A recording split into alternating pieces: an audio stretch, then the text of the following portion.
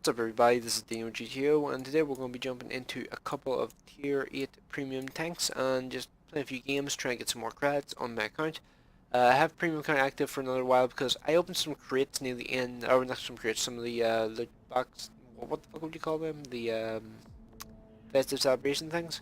I opened a few of those prior to the thing going away and I wound up getting a ton of premium time. And because I own all the tier 4 premiums and stuff they were giving out, I just got a ton of gold from them. Like every single time, like I think it was like every 4 or 5 things that I opened, I was getting a tier 4 premium that was giving me 1,000 gold. So I was just getting tons of gold from that because I owned those vehicles. So yeah, I was hoping I would get a tier 8, but I never did. I think I may have gotten one as gold, but actually no, I couldn't have gotten one as gold. I don't own any of those vehicles. So yeah, so we're going to be jumping into the super pershing, and I'm just going to talk while we're loading in. I have 5.9 million credits on my account. I'm going to do a quick run through of my garage and like, or not my garage, my tech trees and stuff. Show you what vehicles I have unlocked and stuff like that there. And considering the channel, in my opinion, has grown pretty significantly since the last time I actually did a video like this, asking like what people wanted me to play. I figured I would just ask like, what tanks do you guys have any interest in seeing? Because I have most tech trees unlocked, if I'm honest. Just a few tank destroyer lines and stuff like that there that I don't really have much progress in. But for the most part, heavy tanks and medium tanks, except for the Japanese, I'm pretty far through. Like even the Czechoslovakian line, I'm a tier 8, and the Swedish line. The only reason why I struggle to like go through that line, even though I'm at tier 8 in the tank destroyers, which is okay in my opinion. The tier 6, it's like I'm struggling to get past that thing there because I'm just like not really looking to like pretty much finish like the last tier 6 grind I really have to do. Like there's only like 3 tier 6s I really have left that I need to play. I mean, one of them is the Firefly, one's the Cheeto, and one's the STRV 74, and I'm basically running out of things to do at that sort of tier, so I'm just kind of reluctant to play it. It's a stupid, weird reason, but yeah, that's sort of the reason I have. And once the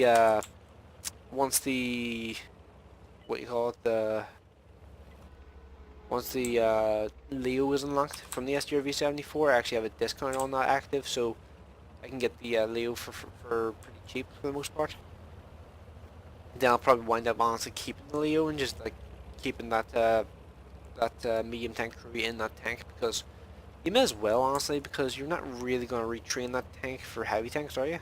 Like I wouldn't advise doing that there. I would probably just keep the Leo and just grind up the crew on that for when they hopefully inevitably release like 2 or 3 more medium tanks into the game from the Swedish line. Because I've heard that there are concepts for that to potentially be a thing, but who knows at this point, like whether or not they're going to do that or not. It's all up to wargaming. Sure, like we're actually getting Polish tanks, which is cool. Like I never would have expected that to actually be a thing. I would have thought the Polish tanks and wood tanks would have been kind of like the Bliskovica in World of Warships. Because if you know World of Warships, the Bliskovica is a thing, but the thing with the Bliskovica is, well, it's never really going to have a line. It's just a special vehicle that you can go and get because it's a historical. It's a historical ship, pretty much. And yeah, shooting IS-3s with the super pershing gun, always fun. One thing I do like about this tank is its flexibility. It's just really good. It just essentially just annoying the crap out of people. Oh wow, interesting choice, Jagdpanther 4. Hey, I penned. I'm below him. That's the only reason why I penned. Let's see. This KV5. Can I see him? Ah, for fuck's sake. I was hoping it wouldn't sit still for too long for him to actually get a shot into me. But I want to remove his rate of fire. Like, the rate of fire he has as his backup is this KV5, and I really dislike those things. Because I found out last game I played in this tank, KV5s can out-reload super pershings with 100mm. I'm not exaggerating with that. They literally can out-reload you by like a second. It was pretty frustrating when I found that out. Because it was just like, oh, I'm just going to take damage from this guy now because I can't, apparently I can't reload as fast as a KV5, a tier 6 heavy tank. Okay, I guess. GG balancing. So yeah, I was a bit salty about that, not gonna lie. So let's see. T28 is leading the charge, so I'm gonna let him take the lead. Hopefully he moves forward and doesn't just sit there. On the other hand, if he does that, well, there's not really much I can do here. I have to just wait for him to move. T28, do you want to move? Yep. There's nothing else for me to shoot here. I'm just gonna sit. And this T29 driving into me is not helping whatsoever. T28, please move forward. Thank you. I was actually genuinely getting on my nerves about the fact that I couldn't move forward because I didn't want to drive into the T28 and like knock his gun off. Let's see. So, OI is over there. So the OI is probably one of the better tanks we can actually focus fire on at the moment. Let's just try and go for that guy. Actually, I should probably track that guy for the other guys to try and do damage to him because my penetration I think is one of the lowest here. Cause oh yeah, I have lower pen than the T29. Oh, there's T34-3. Can I see him at all? Get a few shots. Oh no, T29 died too. Shit. Let's see, T28. If I'm able to cover his flank, should be pretty much rock solid from the front. Me, on the other hand, yeah, exposing my side a bit here. Trying to slow down this T34-3. If I can kill this guy, that'd be awesome for the T28. What the hell is that? Oh no, Skoda. Okay, I probably should help out this guy here first. What the hell is that? Oh god, it's T34-1 as well. Get rid of that guy too. T28, I'm hoping T28 can handle that. Let me see, come on. Thank you, Artie. Ooh. Oh no, so, okay. This right here, this situation right here is why I still carry premium rounds in my super Pershing.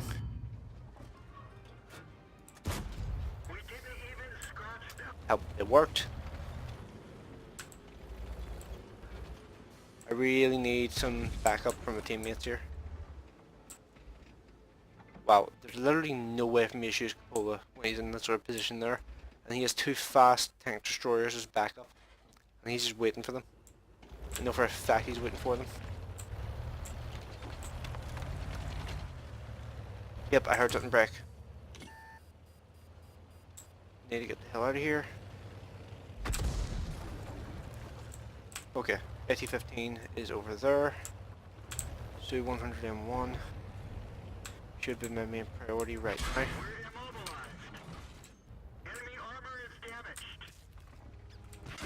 Fucker! God damn it, he's farm premium. I had to try and kill the SU-100M1, but I feel like this guy had backed me up. I potentially could have won that, but I can see why he didn't. He doesn't have any health and his artillery still in play. That's annoying. 5 kills. Not gonna get top. I'm not gonna get high caliber for that either, but yeah, not really much you can do. I was pretty invested in that game as well because me and T28 were doing well, but I had to focus on the Skoda because the Skoda was probably the biggest danger at that point in time. Also, I lost a bunch of health to those guys camping on the ridgeline at the back, which kind of sucked, but I guess we'll see whether or not... Oh, wait, hang on. I forgot I need to show the tech tree. Just never mind. Got straight into the game. Every other time I want to do that, there I have plenty of time, but this one time where I want to do that is the time that loads me in instantly. Great. GG. So, guess we're on to Westfield now. And honestly, Westfield is a map I find very difficult to do well on these days because everybody now goes to the bottom right corner. And that used to be the thing I used to do, and I used to take full advantage of it, but now it's become a lot more difficult to take advantage of it because everybody goes there. And whenever you're a bottom tier medium tank, you're kind of a small fish in a big pond. Especially when you're against things like TVP 50-51s, which can, as near as makes no difference, one clip. and they can one clip you within what? How much time? Like, what is it? Like 4.5 seconds? It's a ridiculously short amount of time. It's like 1 second between each shot. It's just stupid, honestly. I really dislike facing those tanks. There's like, part of me is really happy that line didn't become massively mainstream. Part of me is sad because I kind of like the Czechoslovakian vehicles. However, part of me is like, thank fuck they didn't become like thank fuck they're not in every other game, because those things would be absolute nightmares. So yeah, kind of a double-edged sword. Part of me wanted to do well. Part of me was just like, please don't do well. Like, the gameplay part of me was just like, yeah, it would be better if they didn't become massively popular, because, whoa, that guy died very quickly.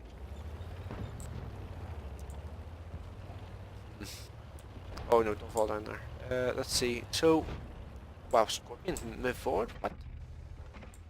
Bizarre to see. Huh. I feel like I've seen that guy's name before as well. Oh, and of course TVP's on this side. I went to this side to try and avoid the TVP, but of course he's on here. Yay, I have to fight a tier 10. It's getting warmer, but I'm fighting a tier 10. He has like, what, like 600 more health than me? He's got like 2,000 health or some shit. I'm kind of indecisive as well about like, which way I should point my tank. Should I point it backwards? Should I point it forwards? Oh god. My reaction is literally just get the hell out as fast as possible. Like, if one of those things is looking at you, just get the hell out as quickly as you can. Wow, that pinned. I've been amazed. My shock meant I just got shot for no apparent reason. Like, I really didn't need. Oh, TVP's dead as well. We're in a really good position now. Just need to avoid getting killed by those guys on the other ridge. Although, saying that, we have lost north pretty badly. At least it looks like that right now. This T10 is not in a great spot right now because he's just facing against this KV4. And the KV4 is just kind of holding them back, which means whenever those guys get around him, he's probably going to die very... Seriously, how many builds are in this goddamn town? Also, I'm just a wee bit too slow to get a shot in this guy. I know I'm going to get shot from the left hand side, aren't I? Hopefully. Maybe I'll get a chance to finish him off. Maybe the T10 will. Okay, cool. And now there's these guys over here. T10, this way, please. That would help a lot. Your firepower is fucking spectacular. You'll be able to do a lot of damage very quickly. Sweet. I got T30 lost a lot more health than I was expecting. Okay, Jagdpanzer. That's a different kettle of fish. Oh wow, I actually pinned him and tracked him. Holy shit. I honestly didn't think I would have the pin to do that. Only... just a wee bit too slow on the reload, but I'm not going to complain. That's a tier 10 that I helped kill. This is actually going pretty nicely. So the M4 Rev is actually a pretty decent overall vehicle. There's really nothing that falls flat on except armor.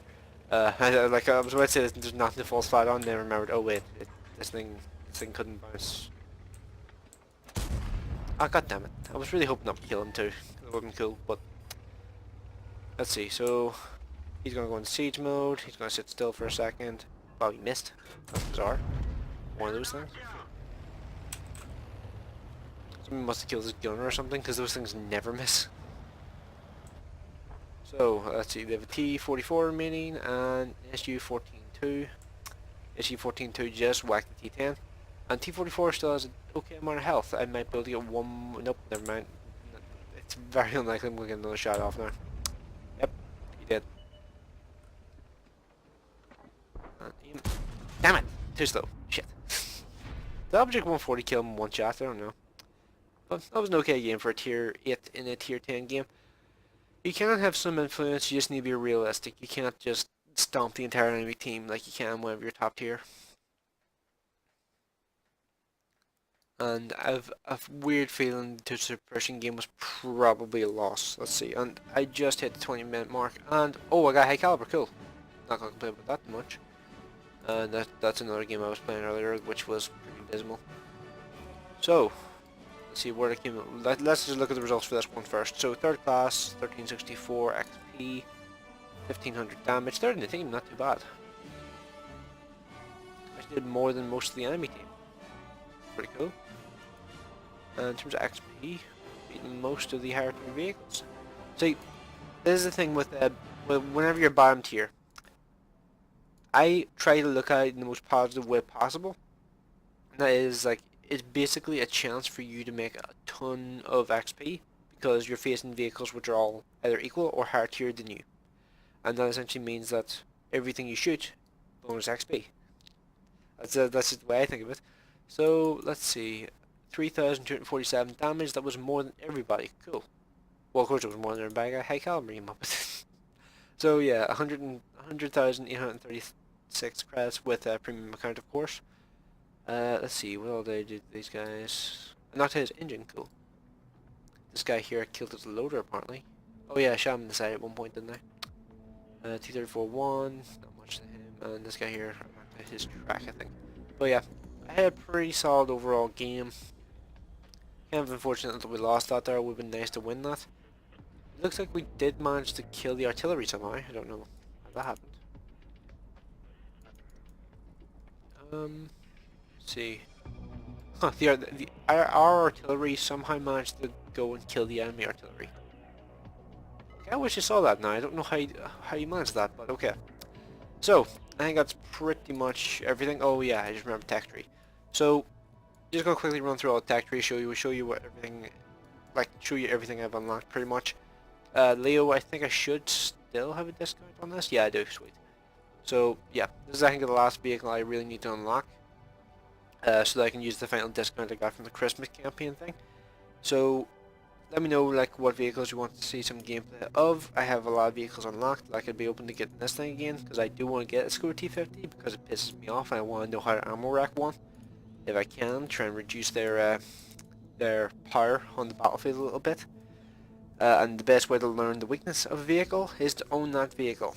That's how I found out the weaknesses of a KV-1, that's how I found out the weaknesses of an IS-7, of the E-100, all that stuff. That's how I learned pretty much how to kill other tanks, was basically by playing them. So, yeah. And, let's see, there's the Japanese tree. Japanese tree is probably the tree which I don't really play much at all. I've got way more investment in the Chinese tree than the Japanese tree. This thing here, I barely owned this thing for any time at all already. I'm nearly at the 121. I'm nearly a third of the way there already, and I've barely owned it for a month, or for a couple of weeks even. And then English tree. As soon as I get through this Firefly, then I'll probably rocket up this branch. As for the French, I'm genuinely considering free XP my way to the MX M451 once I get like 70,000 XP on this. I'm really considering getting the free XP out. Because this thing is, from what I've heard, this thing is an absolute monster.